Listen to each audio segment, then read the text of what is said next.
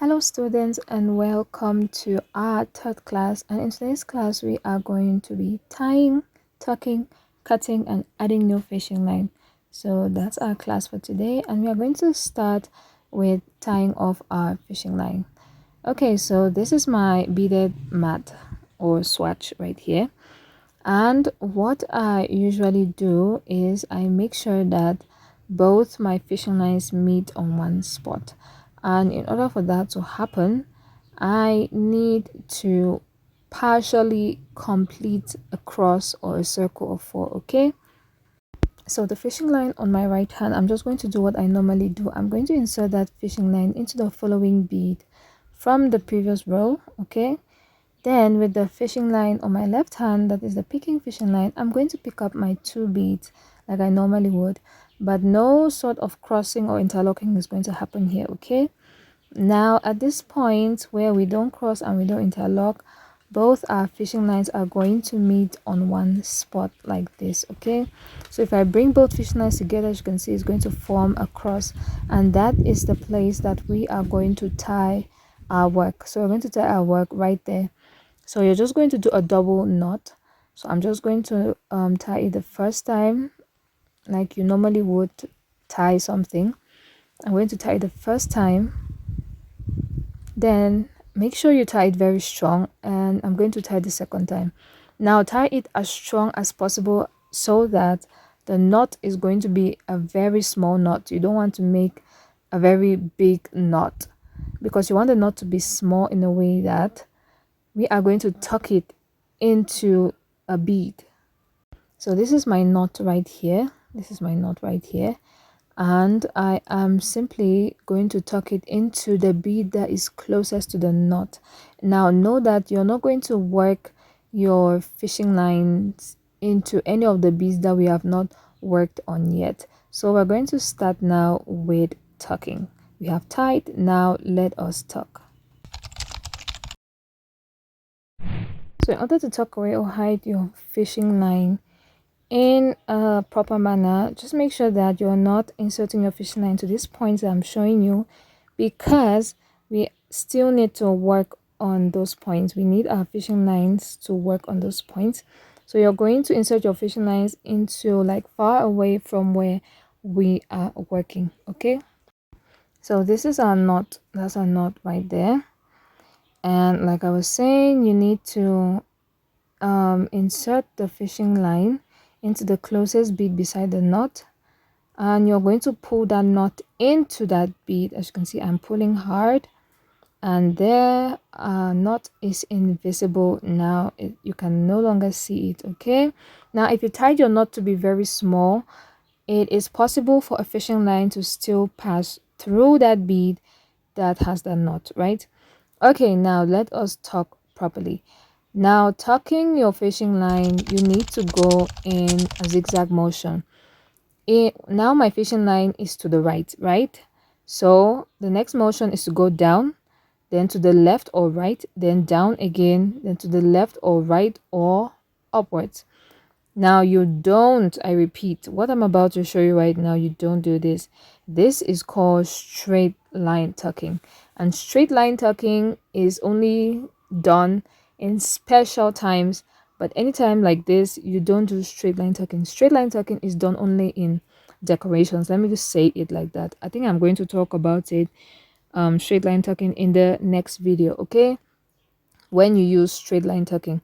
But for now, when you want to hide your fishing line, you don't do straight line tucking, because look, your fishing line is running through your entire beaded work and the look is not good. It doesn't look good. Okay, so you tuck in a zigzag manner. If your fishing line is coming out of a bead to the right, know that you either have the opportunity or the chance to move either down or up. And if you've moved either down or up, the next thing you need to move, the next direction you need to move is left or right. Okay, so those are the only movements. Okay, now I'm going to move to the left, and now I have the opportunity to move up or down, but I'm not going to move up, because that will mean I'm going to insert my fishing line into one of those beads up there, and I've not yet worked in that space. So the reason why I am going away from that place is because we don't want to cause some sort of blockage with too much fishing line in one bead. Okay, so if you can avoid places that you haven't worked there, it is going to be good. So I've just moved downwards instead. Then I have the opportunity to move either to the left or to the right, and not downwards again. Okay, yeah, so I've moved to the left and now I can move down. So that is the zigzag motion that you use in tucking your fishing line.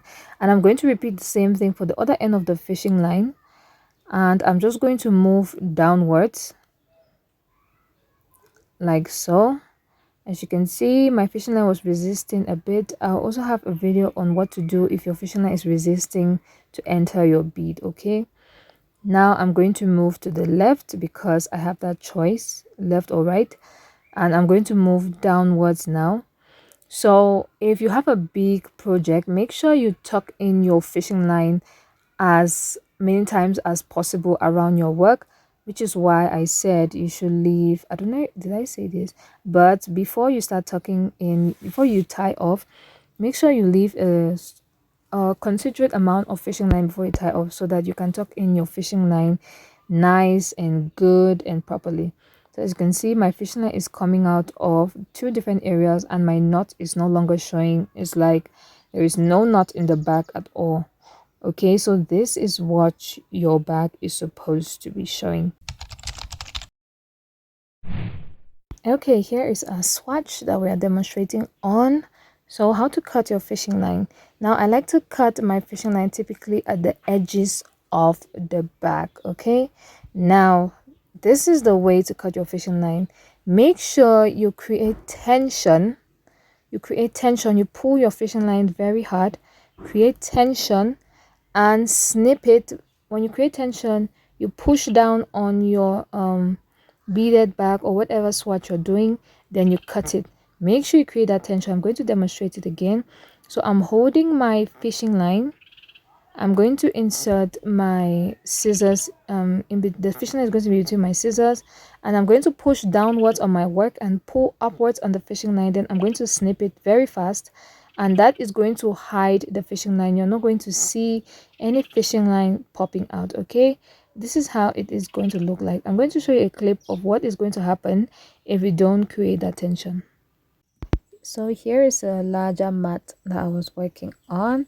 I'm just going to show you guys. I'm just tucking it in, and yeah, it's at the edge, and here I'm just basically loosely cutting it, right? And what happens is you're going to have this little fishing line hanging off one of the holes, and you don't want it to look like that.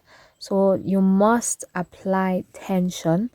You must apply tension if you want your finished look to, you know, be good.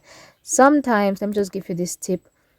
Sometimes I actually use my teeth. Yes, so I hold the fishing line between my teeth, I pull hard, then I pull hard on the fishing line with my teeth, then with my hands I'm pulling on my beaded work, then I use the scissors to snip it. Okay, so that's just a tip if you want your work to be easier for you. Now you've tied your fishing line, you've tucked it, and you've cut it off, and now you need to add new fishing line so that you'll be able to continue your mat. So I am going to be demonstrating on this mini mat that I have here. Now take note of where I am inserting my fishing line. So I'm going to flip my work so that the side that I've worked on is on my right, and the first bead I'm going to insert my new fishing line into is what would have been the following bead if I would have continued my work, the following bead on the row that I've already worked on. Okay, so let me clear that up. Okay, so I've inserted into the following bead of the previous row, and I'm going to insert it now into our former crossing bead. So my fishing line is supposed to be hanging off those two beads. Okay, right, so the next thing we are going to do, we're going to just continue doing our normal matting method normally. So that is picking two beads on the fishing line on your left, or the picking line, then crossing with the other fishing line, the fishing line on the right. Then you insert into the next or the following bead of the previous row. And of course you already know what to do here if you've been following the previous classes. Okay, dear students, this is basically it for this class. And yep, tell me what you think about the classes so far, if you've been there from the materials video to the first class, then till now. Tell me what you think down in the comment section. Yeah, so that's it for this class. Please make sure you stay tuned, and I'm going to see you in the fourth class of this series/course.